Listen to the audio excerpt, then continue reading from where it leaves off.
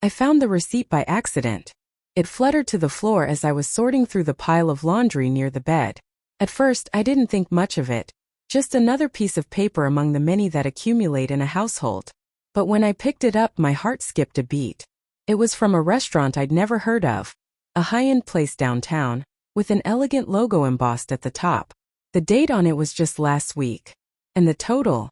God, it was expensive. What stopped me cold wasn't the amount or even the name of the restaurant. It was the fact that my husband, Adam, and I had never been there together. Not once. I stared at the slip of paper as if it might somehow dissolve into nothingness, as if the sharp sting of betrayal it hinted at could be erased. At first, I told myself there had to be a reasonable explanation. Maybe it was a work dinner. Maybe he picked it up from someone else. But the doubt started creeping in, relentless and poisonous. Why hadn't he mentioned it? Why had he been so secretive? My mind raced, conjuring images I didn't want to see, scenarios I didn't want to imagine. I tried to push it out of my head, to act normal when Adam came home that evening. He greeted me with his usual smile, kissed my cheek and asked about my day. His ease, his casual demeanor, felt like a slap in the face. Could someone be so calm while hiding something so devastating? That night I couldn't sleep. I lay awake beside him, my body tense and my thoughts spiraling. Finally, around 3 a.m., I slipped out of bed, clutching the receipt like it was a piece of evidence in a trial I hadn't yet decided to pursue. I typed the restaurant's name into my phone. The website that popped up was as glossy and refined as I expected.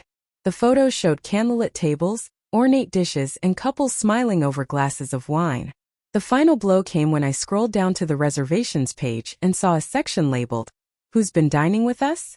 It listed recent visitors, likely a promotional gimmick. And there, under the date from the receipt, was Adam's name, alongside another name I didn't recognize, Madeline. My stomach churned. I sat frozen at the kitchen table, the phone still glowing in my hand. I wanted to scream, cry, confront him on the spot, but something stopped me. If I lashed out now, I'd only get denial or half-truths. I needed more. I needed the whole story. The idea came to me suddenly, almost wickedly. If Adam could go there with her, then I would take him there myself. I'd recreate his betrayal step by step, and see if his mask would slip. The next morning I acted as if everything was fine. Over breakfast, I casually mentioned that I'd heard of this great new restaurant downtown, and suggested we have a date night. "It's been a while since we went somewhere fancy," I added, giving him my best innocent smile. Adam hesitated, his fork pausing mid-air. For a moment I thought he might refuse. But then he smiled back and said, "Sure, sounds great. Let me know when you want to go." I booked a table for Friday night, the same time and day of the week as the receipt. The intervening days were excruciating. I kept up the facade, pretending everything was fine while every glance at him felt like a knife twisting in my chest. I replayed our years together in my mind, trying to pinpoint the moment when things had started to unravel. Had I been blind? Or had he just been that good at hiding it? When Friday finally arrived, I dressed carefully, sleek black dress, heels that gave me confidence, and just enough makeup to highlight my features without seeming overdone. Adam complimented me as I came downstairs, his eyes lingering on me in a way that made my stomach twist. Was he seeing me, or was he remembering her? The restaurant was even more beautiful in person than it had seemed online. The maitre d' greeted us warmly, escorting us to a corner table near the window. As we walked through the room, I couldn't help but wonder if the staff recognized Adam. Did they remember who he'd been here with last time? The evening started uneventfully. We ordered wine, shared an appetizer, and made small talk. But I couldn't keep the tension out of my voice, and I could see Adam noticing. His brow furrowed slightly as he asked if I was okay. "You seem distracted," he said, reaching across the table to take my hand. I pulled it back, pretending to adjust my napkin. "Just tired," I replied, forcing a smile. The lie tasted bitter. When our entrees arrived, I decided it was time to strike. I leaned forward, resting my chin on my hand, and said, "You know, it's funny. I found something interesting the other day." "Oh." Adam looked up, a piece of steak halfway to his mouth. "A receipt," I continued, my tone light but my eyes fixed on his face. "From this restaurant, actually. I didn't know you'd been here before." The color drained from his face so quickly it was almost comical. He set his fork down, his movements suddenly deliberate. Oh, that must have been from a work dinner, he said, his voice too casual. With someone named Madeline? I asked, and the words hung in the air like a guillotine blade. His eyes widened, and for a moment, he looked like a deer caught in headlights. Then he laughed nervously, shaking his head. Madeline? Oh, she's just a colleague. It was nothing really. We were discussing a project. In a place like this? I gestured around, letting my disbelief show. It must have been an important project. Adam's mouth opened and closed, but no words came out. The silence stretched, heavy and suffocating. Finally, he sighed and leaned back in his chair, running a hand through his hair. Look, he began, his tone shifting to something almost pleading. I didn't mean for it to look like. Like what? I interrupted, my voice rising. Like you were sneaking around behind my back? Because that's exactly what it looks like, Adam. He glanced around, clearly aware of the other diners now watching us. Can we not do this here? He hissed. Why not? I shot back, my anger boiling over. You didn't seem to mind being here with her. Adam's face darkened, and for a moment I thought he might explode. But instead he simply stood, tossed his napkin onto the table and said, Let's go. I didn't move. No, I said firmly. You can leave if you want, but I'm staying. I've got nothing to be ashamed of. For a moment he just stared at me, his jaw tight. Then he turned and walked out, leaving me sitting alone at the table with tears threatening to spill down my cheeks. I forced myself to take a deep breath, straightened my shoulders and reached for my wine glass. If Adam thought he could walk away from this, he was wrong. This was far from over. I sat there for what felt like an eternity, the weight of Adam's betrayal pressing down on me like a stone. The restaurant's soft hum of conversation and clinking silverware felt distant, almost surreal, as if I were watching a scene play out from someone else's life. But this was my life, my marriage, that had just unraveled in front of strangers. My hands trembled as I sipped the wine, forcing myself to maintain composure even as my chest burned with anger and humiliation. When the waiter approached, a sympathetic smile on his face, I half expected him to offer some polite way to escort me out. Instead, he simply asked if I'd like anything else. No, I murmured, my voice steadier than I felt. Just the check, please. By the time I got home, the house was dark. Adam's car wasn't in the driveway, which didn't surprise me. I wasn't sure where he'd gone, and at that moment I didn't care. All I knew was that I couldn't let him spin this into some half-hearted excuse, or make me feel like I'd overreacted. The evidence was too clear, too damning. The name on the receipt, Madeline, rang in my ears like a curse. I spent the next few hours in a haze of emotions, alternating between rage and heartbreak. Part of me wanted to confront him the moment he walked through the door, but another part wanted to stay calm, to gather my thoughts and ensure I had the upper hand. After all, he was the one who had lied. He was the one who had cheated. I needed answers, not another round of vague justifications. Around midnight, I heard the faint crunch of gravel as his car pulled into the driveway. My pulse quickened, my body tensing like a coiled spring. The front door opened, and I heard his hesitant footsteps in the hall. He paused when he saw me sitting in the living room, the only light coming from the lamp beside me. I'd made sure to place the receipt on the coffee table, its crisp edges illuminated like a damning spotlight. Adam froze, his eyes darting between me and the piece of paper. You're still up, he said, his voice low and careful. Couldn't sleep, I replied evenly, my gaze unwavering. I thought we should finish our conversation. He sighed, running a hand through his hair as he stepped further into the room. Look, I know you're upset. Upset? I interrupted, my voice sharp. That's an understatement. You lied to me, Adam. You went to that restaurant with her, didn't you? He didn't deny it this time. Instead, he sank into the armchair across from me, his posture deflated. Yes, he admitted quietly. I went with Madeline. The truth, spoken aloud, hit me harder than I expected. For a moment I couldn't breathe, couldn't think. But I forced myself to stay calm. Why? I asked, my voice trembling despite my best efforts. Who is she to you? Adam hesitated, his hands gripping the arms of the chair as if bracing himself. She's someone I work with, he began. We've been working on a big project together, and it's been stressful. That night, we decided to grab dinner and unwind. Unwind, I repeated bitterly. At a place like that? You expect me to believe this was just about work? His jaw tightened, and for a moment he didn't answer. When he finally spoke, his words were measured, as if he were choosing them carefully. It wasn't just about work, he admitted. I won't lie to you about that. We've gotten close over the past few months. Too close. The room seemed to tilt, the weight of his confession making everything feel unsteady. I gripped the edge of the couch, trying to anchor myself. So what are you saying? I asked, my voice barely above a whisper. Are you having an affair? Adam's eyes met mine, and for the first time that night, I saw genuine regret in them. No, he said firmly. I haven't crossed that line. But I can't deny that. I've thought about it. I've been drawn to her in ways I shouldn't be. The honesty of his words was like a punch to the gut. I would have almost preferred a denial, even a lie, to this stark admission. My throat tightened as tears threatened to spill, but I refused to let him see me cry. Do you love her? I asked, the question cutting through the silence like a blade. Adam shook his head quickly. No, he said. It's not love. I don't know what it is. A distraction, maybe. A way to escape from everything. From everything? I repeated, my voice rising. From me, you mean? No, he said, his tone urgent. That's not what I meant. It's just, things have felt different between us lately.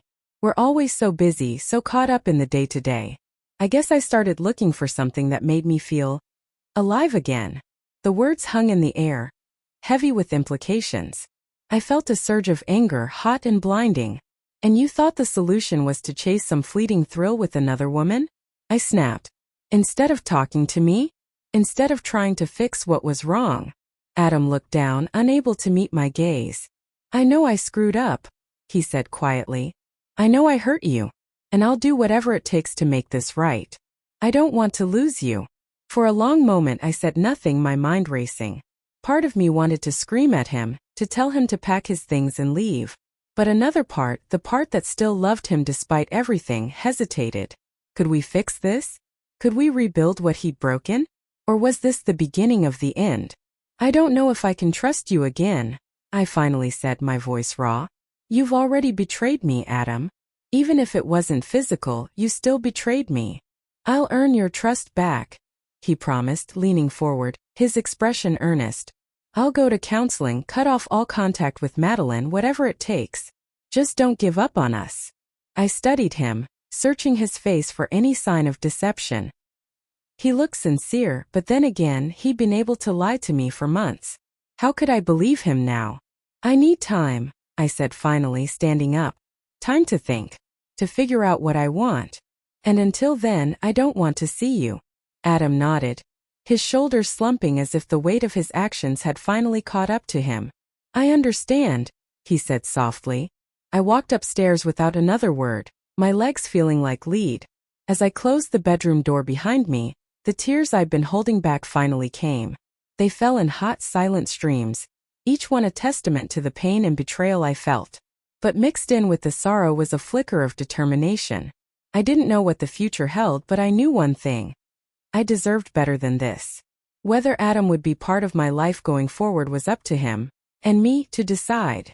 For now, I needed space to heal, to reclaim the pieces of myself that his betrayal had shattered.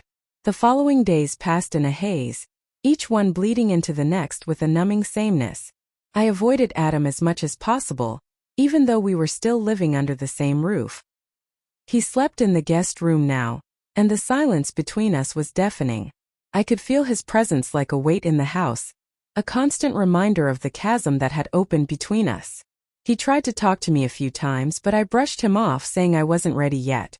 I needed time to think, to breathe, to figure out if I even wanted to rebuild what had been broken. The nights were the hardest. Alone in bed, the memories of happier times would creep in, unbidden and cruel. I would think about the early years of our marriage, when Adam's laughter had filled the air, when his touch had been my safe haven. I would remember how he used to hold my hand as we walked through the park, or the way his eyes would light up when he talked about the future we were building together. And then just as quickly, those memories would be replaced by the image of that receipt, of Madeline's name printed in cold, unfeeling ink. My chest would tighten, the betrayal rushing back like a tidal wave, and I would spend hours staring at the ceiling, my mind too restless to find sleep. In an effort to distract myself, I threw myself into work, taking on extra projects and staying late at the office. My colleagues noticed, of course, but I deflected their questions with vague excuses about being busy or catching up on deadlines. I couldn't bring myself to tell anyone what had happened, not yet. Admitting it out loud would make it all too real, and I wasn't ready for that. Instead, I buried myself in spreadsheets and emails, trying to outrun the storm that had taken over my life. But no matter how hard I worked or how many hours I stayed away from home, the thoughts of Adam and Madeline lingered. Who was she? What did she have that I didn't? Was she younger, prettier, more exciting? The questions gnawed at me, feeding the insecurities that had begun to take root in my mind. I hated that she had this power over me, this ability to make me doubt myself. I hated that Adam had put me in this position, had made me feel like I wasn't enough. One evening, about a week after the confrontation at the restaurant, I decided I couldn't take it anymore. I needed answers, real answers, not the vague half-truths Adam had given me. So I did something I never thought I'd do. I went looking for Madeline. It wasn't hard to find her. A quick search of Adam's company website turned up her name and photo. A polished headshot of a woman in her early 30s with sleek brown hair and a confident smile. She worked in marketing, which explained how their paths had crossed. From there, a few clicks led me to her LinkedIn profile and then, inevitably, to her Instagram. Her account wasn't private, and as I scrolled through her photos, I felt a sick knot forming in my stomach. Madeline was everything I'd feared she would be. Stunning, sophisticated, the kind of woman who looked effortlessly put together in every picture. There were photos of her at art galleries, on beach vacations, at charity events, all with captions that hinted at a life of elegance and excitement. And then there was one photo that stopped me cold. It was from 2 months ago, a picture of her at a different high-end restaurant, laughing over a glass of wine. The caption read, "Great company makes the night unforgettable." The person sitting across from her wasn't visible, but I couldn't shake the feeling that it was Adam. My hands trembled as I closed the app, my heart pounding in my chest. I felt like a voyeur, like I'd crossed some invisible line by digging into her life. But I couldn't stop now. I needed to know more, needed to piece together the puzzle of what had happened between her and my husband. I wasn't sure if it was masochism or desperation driving me, but I kept going, scrolling further back through her posts, looking for any clue that might confirm or refute my suspicions. Eventually, I came across a video. It was short, just a few seconds long, and it showed Madeline raising a toast with someone off camera. "To new beginnings," she said with a smile, her voice smooth and confident. The date on the video matched the week Adam had gone on a work trip to Chicago. My stomach churned as I realized he must have been there with her. By the time I put my phone down, I felt drained, hollowed out by the weight of everything I'd seen. I didn't know what to do with this information, didn't know how to confront Adam again without breaking apart completely. All I knew was that I couldn't keep living in this limbo, couldn't keep pretending that everything might somehow go back to the way it was. That night, I stayed up late drafting an email to a marriage counselor I'd found online. I wasn't sure if I was ready to forgive Adam, or even if I wanted to, but I needed clarity. I needed someone to help me untangle the mess of emotions swirling inside me, to help me decide whether there was anything left to salvage. When I finally hit send, a small sense of relief washed over me. It wasn't much, but it was a step toward figuring out what came next. The following morning, I told Adam about the appointment. He looked surprised but didn't argue, simply nodding and agreeing to go. "I'll do whatever it takes," he said, his voice earnest. "I just want to make this right." Whether or not that was possible remained to be seen. As I sat across from him in the counselor's office a few days later, listening to him talk about his regrets and his promises to change, I felt a flicker of hope. But it was fragile, tenuous, like a candle flickering in the wind. Trust, I knew, wouldn't come easily or quickly. It might not come at all. But for now I was willing to try. To rebuild, piece by painful piece, if only to see if there was still something worth saving. And as I looked into Adam's eyes, searching for the man I'd fallen in love with all those years ago, I allowed myself to believe, just for a moment, that maybe, just maybe, we could find our way back to each other. The weeks that followed were some of the most challenging of my life. Therapy sessions became a regular part of our routine, a place where the wounds of our relationship were laid bare under the harsh light of honesty.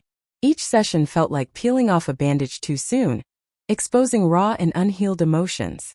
Adam was open, almost painfully so, about his feelings of disconnection, his misguided attempts to escape the monotony he claimed had crept into our lives. Hearing his admissions cut deeply, but at the same time there was a strange comfort in the transparency. At least now I knew the truth, even if it wasn't what I wanted to hear. I wasn't without fault either. That became clear in therapy, much to my discomfort. The counselor gently pointed out patterns I hadn't seen, moments where I had withdrawn emotionally, taken Adam for granted, or focused so much on my work that I hadn't noticed the growing distance between us. It was hard to hear, harder still to acknowledge, but I forced myself to confront it. If there was any chance of saving our marriage, I couldn't let pride or defensiveness get in the way. Outside of therapy, things were tentative, awkward. We moved around each other like strangers sharing the same space, unsure of how much to say or how much to give. The trust between us was a fragile thing, like a cracked glass that might shatter if handled too carelessly. I watched Adam constantly, analyzing his every word and gesture for signs of deceit. Was he truly committed to making this work? Or was he just going through the motions to placate me? To his credit, Adam did everything he could to prove his sincerity. He deleted Madeline's number in front of me, sent her a brief email ending all contact, and even volunteered to transfer to a different team at work to avoid any future interactions with her. It was a start, but it didn't erase the nights he'd spent with her, the emotional connection they'd shared. Those memories loomed over me, a constant reminder of how easily everything we built could be threatened. One night, after another long day at work, I came home to find Adam cooking dinner. It was something he hadn't done in years, not since we were first married, and trying to impress each other with small gestures.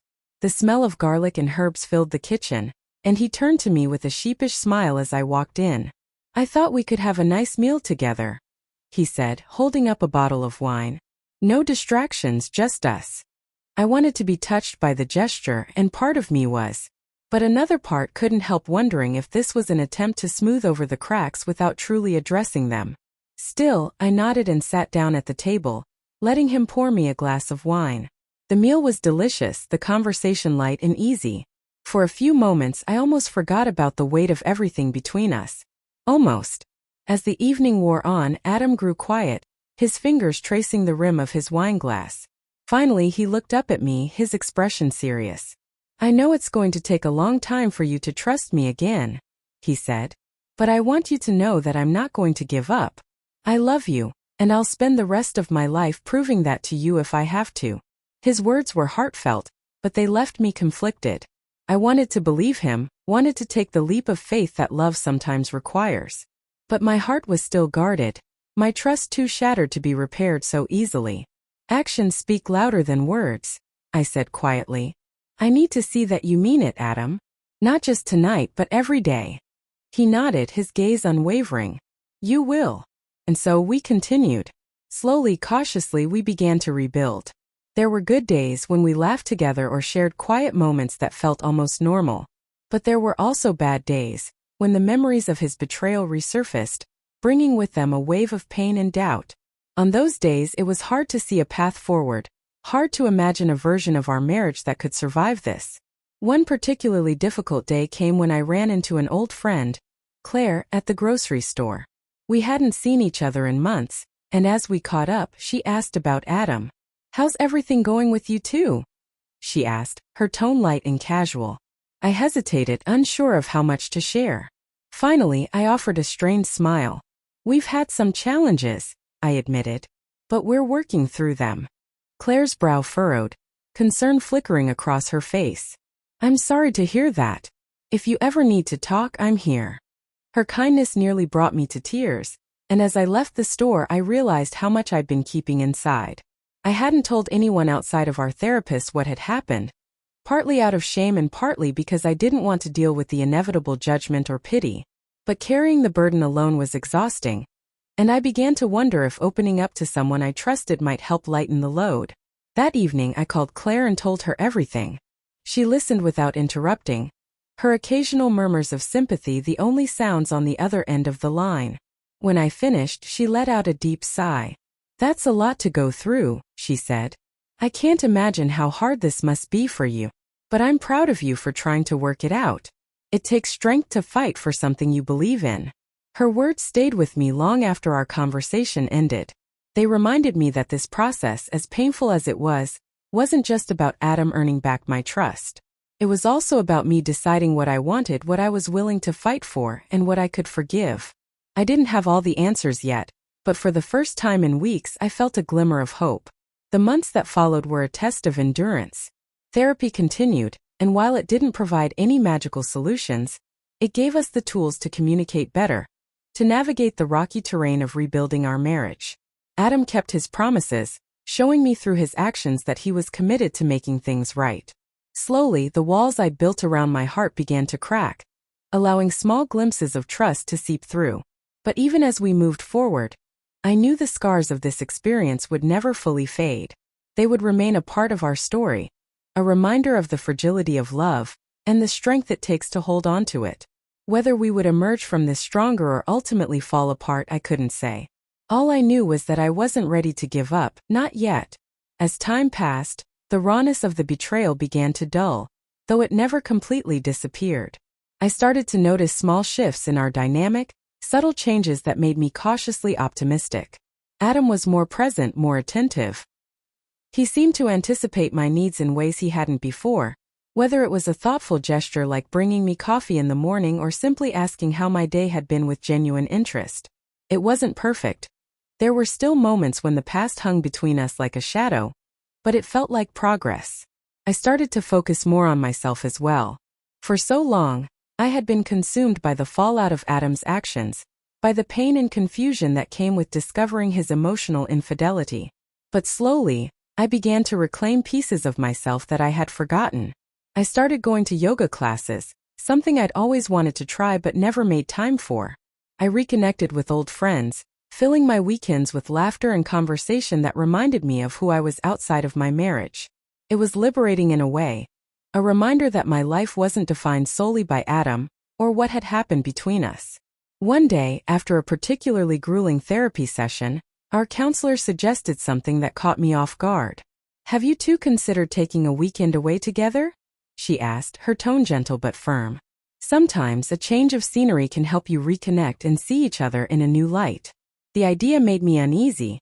The thought of spending uninterrupted time with Adam, away from the safety net of home and routine, felt daunting. But as I glanced at him, I saw a flicker of hope in his eyes, a willingness to try. "I think that could be good for us," he said, his voice quiet but resolute. I agreed, though not without reservations.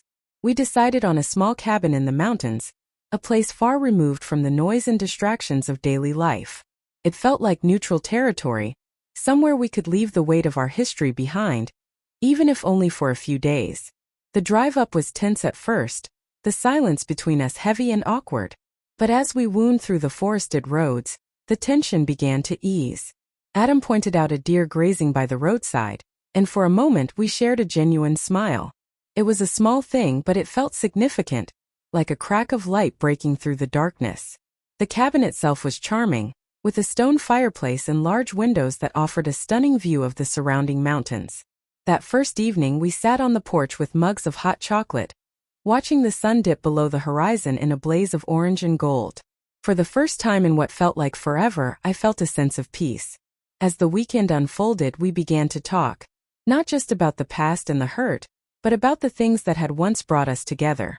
We reminisced about our first date, the nervous excitement of getting to know each other, the way we'd laughed until our sides hurt over some silly joke neither of us could now remember. It felt like rediscovering an old treasured book, one I hadn't realized I'd missed so much. There were still difficult moments, of course. On the second night, as we sat by the fire, I brought up Madeline again. "Do you ever think about her?"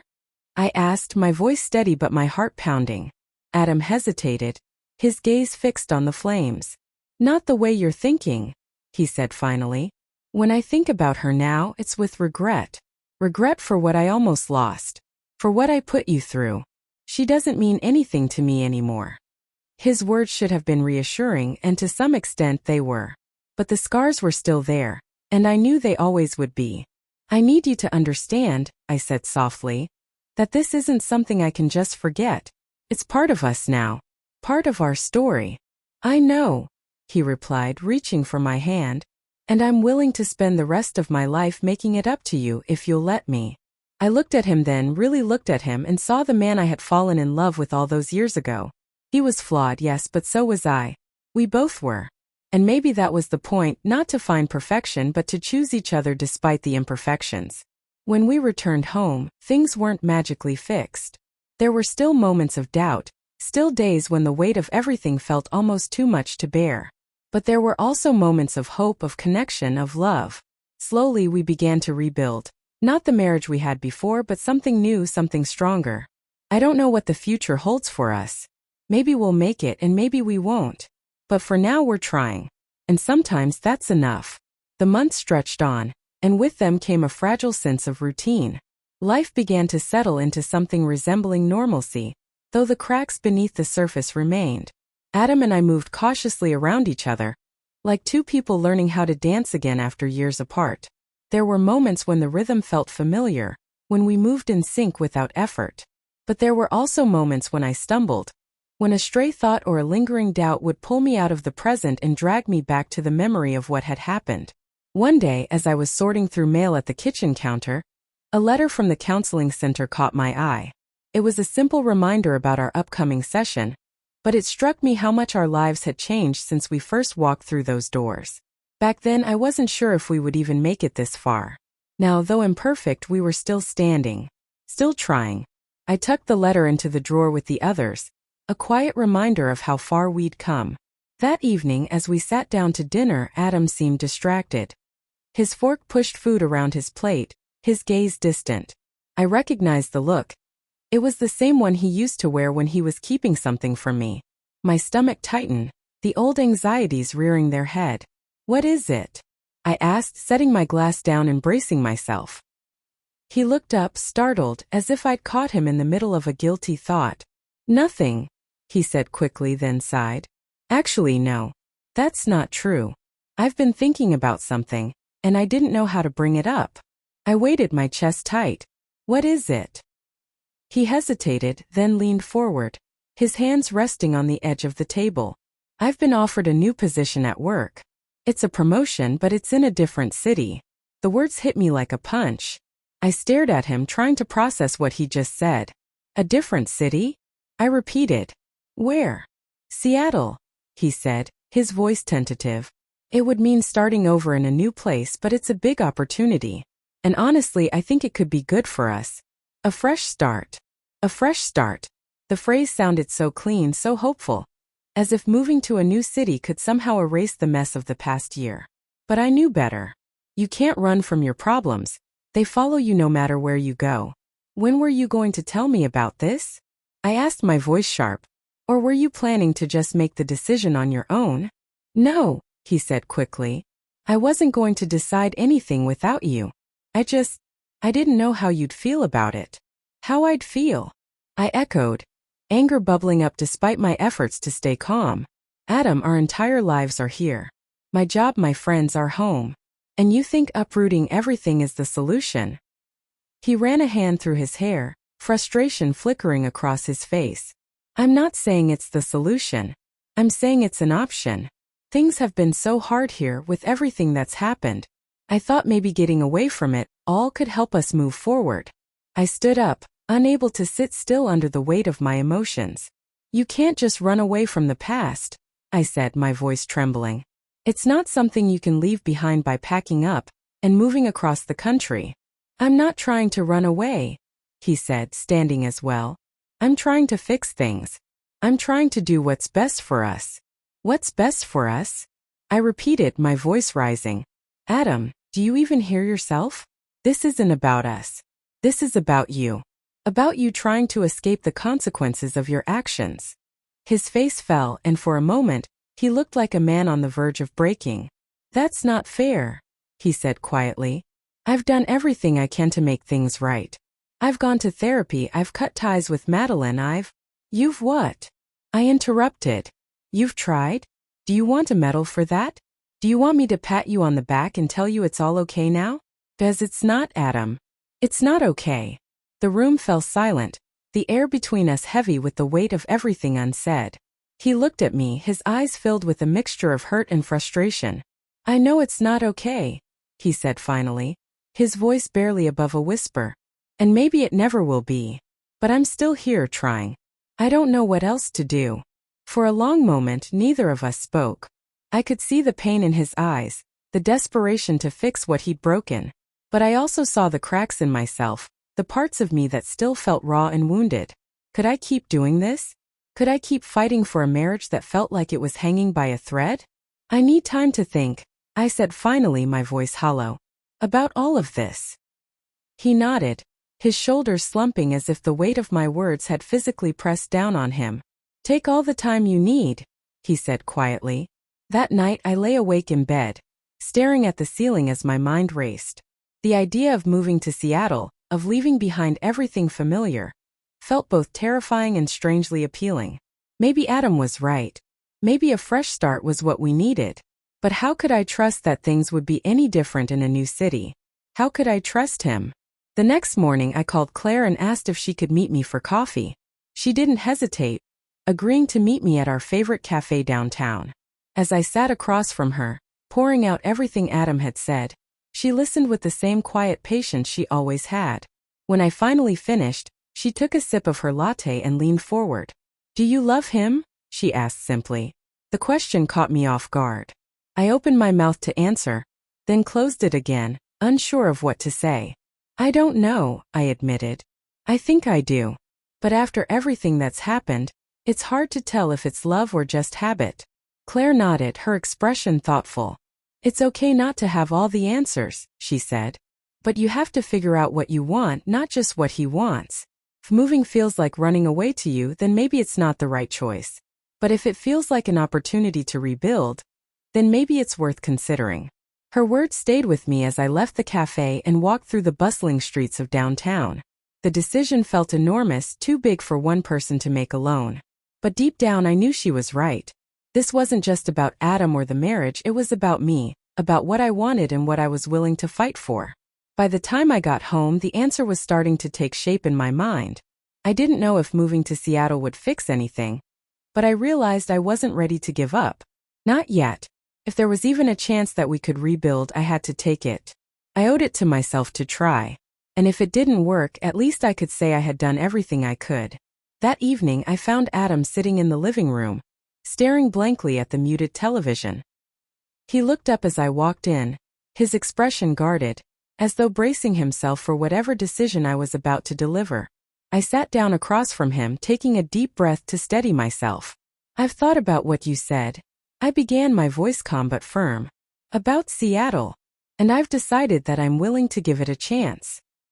His eyes widened in surprise, and for a moment, I thought he hadn't heard me correctly. You are, he asked, his tone uncertain. Yes, I said.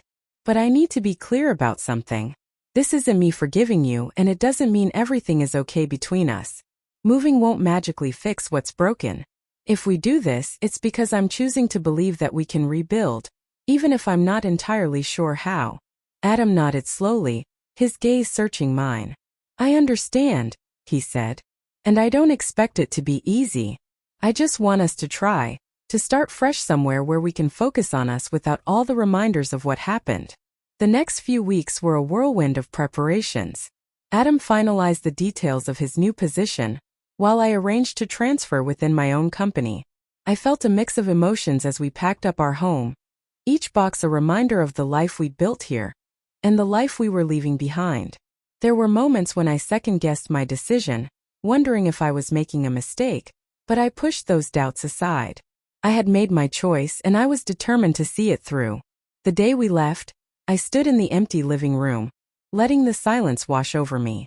This was the house where we'd celebrated anniversaries, argued over trivial things, and dreamed about the future. It was also the house where I had discovered the receipt, where my trust in Adam had been shattered. The memories were as conflicted as my feelings, but as I turned to leave, I felt a strange sense of closure. This chapter of our lives was over. It was time to see what the next one would bring. Seattle greeted us with a chill in the air, and a soft drizzle that seemed to blur the edges of the city. The apartment Adam had chosen was small but cozy, with large windows that looked out onto a bustling street. As we unpacked, I couldn't help but feel a flicker of hope. This place was ours, untainted by the past, a blank slate waiting to be filled with new memories. The first few weeks were an adjustment. The city was vibrant and exciting, but also unfamiliar and overwhelming. I threw myself into work, grateful for the distraction, while Adam settled into his new role. In the evenings, we explored our neighborhood, finding little cafes and bookstores that felt like hidden gems. There were moments of connection, walking hand in hand through the park, laughing over a shared meal, but also moments of tension, when the unspoken weight of everything between us threatened to surface. One night, as we sat on the couch watching a movie, Adam turned to me, his expression serious. "I want to ask you something," he said, his voice quiet. "Okay," I replied, bracing myself. "Do you think we're making progress?" he asked. "Do you feel like we're moving forward?" It was a difficult question, one I wasn't sure how to answer. I took a moment to gather my thoughts before replying. "I think we're trying," I said. "And that's more than I could have said a few months ago. But progress, it's not a straight line. There are still days when I feel like I can't trust you, and days when I wonder if this is all worth it." His face fell, but he nodded, accepting my honesty. "I get that," he said. "I know I can't undo what I did, but I hope that someday, you'll be able to trust me again." "Someday," I said softly, not entirely sure if I believed it. The months continued to pass, each one bringing small victories and setbacks. Therapy remained a cornerstone of our journey, giving us a space to voice our fears and frustrations. Our counselor encouraged us to focus on rebuilding trust through consistent actions, and Adam took that advice to heart. He made an effort to be transparent, sharing his schedule and checking in with me throughout the day. It was a far cry from the secrecy that had defined our relationship during the affair, and while it didn't erase the past, it helped to ease some of my lingering doubts. One of the biggest turning points came unexpectedly. We were at a dinner party hosted by one of Adam's colleagues, a lively gathering filled with laughter and good food. As the evening wore on, I found myself chatting with a woman named Emily, who mentioned in passing that she'd heard about what happened with Adam's old team. "I can't believe he left so suddenly," she said. "But I guess it makes sense given the circumstances." My stomach clenched and I forced a neutral expression. "What do you mean?" I asked, trying to keep my voice casual. "Oh, just that whole thing with Madeline," Emily said, lowering her voice. "Everyone in the office knew about it. She was pretty open about how close they'd gotten." The words hit me like a punch to the gut, but I managed to keep my composure. I smiled politely and excused myself, heading to the bathroom to collect my thoughts. It wasn't news exactly. I already knew what had happened, but hearing it from an outside perspective made it feel fresh, raw. I stared at my reflection in the mirror, taking deep breaths to steady myself. When we got home that night, I told Adam what Emily had said. He listened quietly, his expression somber. "I'm sorry you had to hear that," he said. "I wish I could take it all back, but I can't. All I can do is keep proving to you that I'm not that person anymore." I nodded, the anger I expected to feel replaced by something quieter. "Acceptance, maybe." "I know," I said. "And I think you've been trying. But hearing it from someone else, it just reminded me of how much this has affected me, how much it's changed us." He reached for my hand, his grip warm and steady. "I know it's going to take time," he said. "But I'm not giving up. Not on us." And neither was I. For all the pain and heartache, for all the moments of doubt, I still believed there was something worth fighting for. Maybe it was love, or maybe it was the hope of what love could become. Either way, I was willing to keep trying, one step at a time, as we forged a path through the wreckage and toward whatever came next. The days began to settle into a rhythm that felt almost normal, though the edges of our lives still felt fragile, like they could break apart with the wrong word or gesture. Adam and I found small ways to connect again. Cooking dinner together, spending lazy Sunday mornings exploring the local farmers market, or sitting in the quiet of the living room, each lost in our own book but comforted by the other's presence. These moments, while small, felt monumental in their own way. Reminders that rebuilding wasn't about grand gestures, but about the accumulation of everyday efforts. One evening, as we were cleaning up after dinner, Adam turned to me with an unexpected suggestion. "Why don't we plan a trip?" he asked, drying his hands on a dish towel. "Just the two of us. Somewhere new, somewhere neither of us has been before."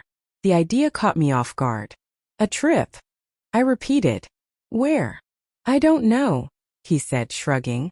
"Someplace quiet where we can really focus on us. No distractions, no work. Just time to reconnect." I hesitated, the word reconnect hanging heavy in the air. It was what we'd been trying to do for months, but the idea of being alone together in an unfamiliar place felt daunting. Still, I couldn't deny the flicker of curiosity it sparked. "Maybe," I said cautiously. "Let me think about it." Over the next few days, the idea grew on me. A change of scenery, a break from the routines we built in Seattle, might be exactly what we needed. By the end of the week, I told Adam I was on board and we began planning. After some back and forth, we settled on a cabin near a secluded lake in Oregon. It wasn't too far, but far enough to feel like an escape. The photos online showed a picturesque retreat surrounded by pine trees, with a wooden dock that stretched out over the still water. It looked like the kind of place where time might slow down, where the noise of the outside world could fade away. The drive there was quiet but not uncomfortable. We listened to music, trading off control of the playlist, and occasionally pointed out interesting sights along the way. A field of wildflowers, a vintage gas station, a herd of deer grazing by the roadside. It felt easy, natural, like a version of us I hadn't seen in a long time. When we arrived at the cabin, it was even more beautiful than the pictures had suggested. The air was crisp and cool, carrying the faint scent of pine, and the only sounds were the rustling of leaves and the occasional call of a bird. Inside, the cabin was cozy and inviting, with a stone fireplace and large windows that offered a view of the lake. I felt a sense of calm settle over me as I unpacked, as if this place might truly be a sanctuary. The first night, we sat on the dock with a bottle of wine, watching the sun dip below the horizon. The water mirrored the colors of the sky, deep orange, soft pink, fading into indigo, and for a moment it felt like the rest of the world didn't exist. Adam reached for my hand, and for once I didn't pull away. Instead, I let myself lean into the quiet intimacy of the moment, the simplicity of being together without words. Over the next few days, we fell into an unhurried rhythm. We spent mornings hiking the nearby trails, afternoons reading by the fire, and evenings cooking together in the small but well-equipped kitchen. There were moments when it felt like we were rediscovering each other, like we were peeling back layers that had been buried beneath years of routine and the weight of what had happened. Adam was patient, attentive, never pushing too hard or asking for more than I was ready to give. I found myself relaxing in his presence, the tension that had lived in my chest for so long beginning to ease. One afternoon, as we sat on the porch watching the rain, Adam broke the comfortable silence between us. "I've been thinking about what our therapist said," he began, his voice thoughtful, "about how trust isn't just something you rebuild once. It's something you have to work on every day." I nodded, appreciating the honesty in his words, smiled. It was a small thing, that smile, but it carried a kind of ease that I hadn't seen in him for months. "Good morning," he said softly, leaning over to brush a kiss against my forehead. "I was thinking we could take a drive today. Maybe go out to the countryside, find a quiet spot to relax." I blinked, surprised by the suggestion. "A drive? Just the two of us?" "Yeah," he said, his tone almost shy. "I thought it might be nice to get out of the city for a while. No plans, no distractions. Just us." The idea was appealing and I found myself nodding. "Okay," I said. "Let's do it." Within an hour we were on the road, the car filled with the scent of freshly brewed coffee and the faint hum of music from the radio. The city gave way to open fields and winding roads, the landscape shifting into shades of green and gold. The drive was peaceful, almost meditative, and for the first time in a long while, I felt a sense of freedom. Freedom from the weight of the past, from the expectations I had placed on myself, from the endless cycle of doubt and fear. We stopped at a small roadside stand selling fresh produce and wildflowers. Adam bought a bundle of sunflowers, handing them to me with a grin. "For you," he said, his voice light but his eyes sincere. They reminded me of how much you brighten up my life. I rolled my eyes at the cheesiness of the gesture, but I couldn't help the smile that spread across my face. You're ridiculous, I said, though my heart swelled at the sentiment. We continued on, eventually finding a quiet spot near a lake. The water was still, reflecting the clear blue sky above, and the air was filled with the soft rustle of leaves. We laid out a blanket and sat side by side, the sun warming our skin. For a while we didn't speak, simply enjoying the serenity of the moment. It felt like a reset, a chance to reconnect without the noise of daily life intruding. Adam broke the silence first. Do you ever think about where we were a year ago? He asked, his voice contemplative. All the time, I admitted. It feels like a different lifetime almost, like we were different people. We were, he said. I don't think I realized how much I'd lost sight of what mattered until I almost lost you. His honesty was disarming, and I turned to look at him, studying the lines of his face. There was a vulnerability there that I hadn't noticed before, a quiet determination that made my chest ache. And now? I asked. Do you think we've found our way back? He considered the question, his gaze drifting to the water. I think we're still finding it, he said finally. But I also think we're on the right path. And I'm okay with that. His words resonated with me, and I reached for his hand, intertwining my fingers with his. Me too, I said.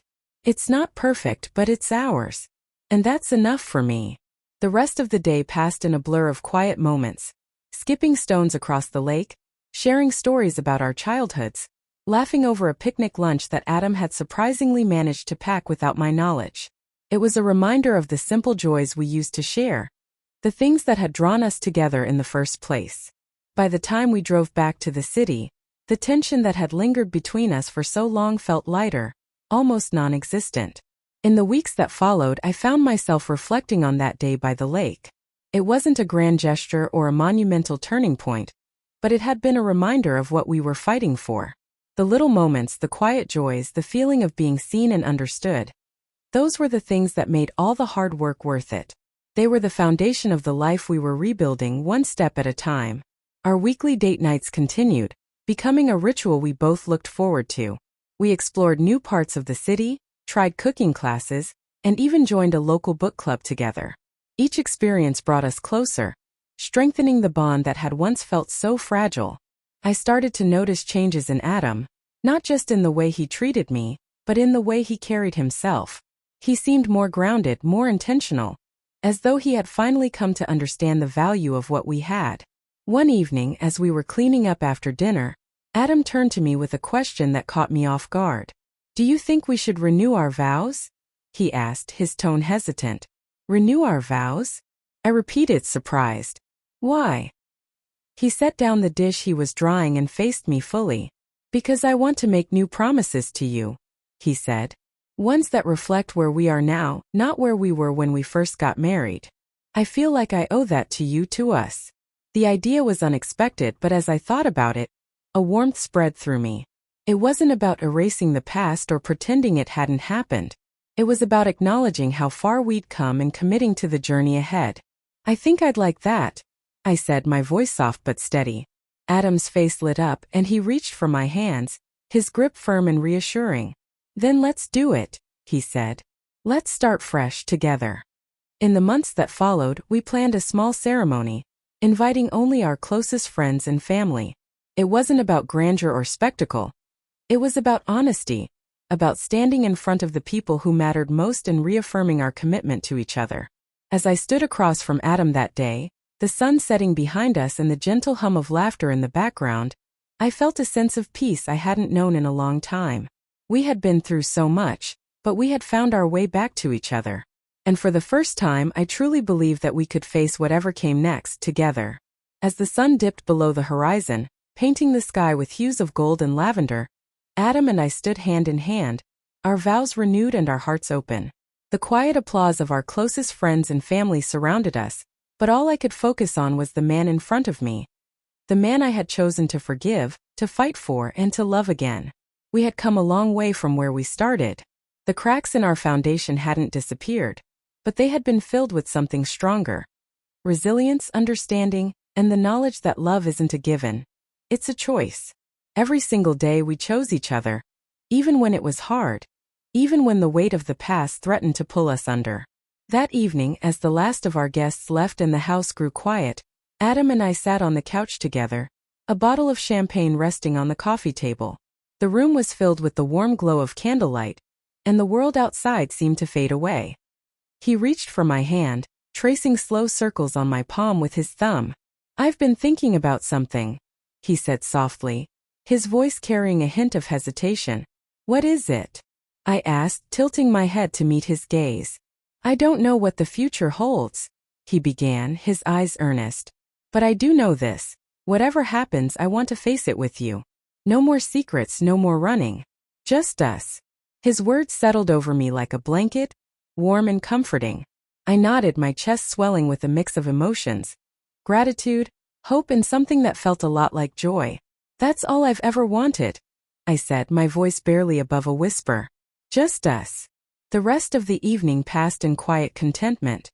We didn't need grand declarations or elaborate plans. We had already said everything that mattered. As we sat there wrapped in each other's arms, I felt a deep sense of peace. For the first time in a long time, the future felt like a promise instead of a question. There would still be challenges, life is never without them, but we had proven that we could face them together.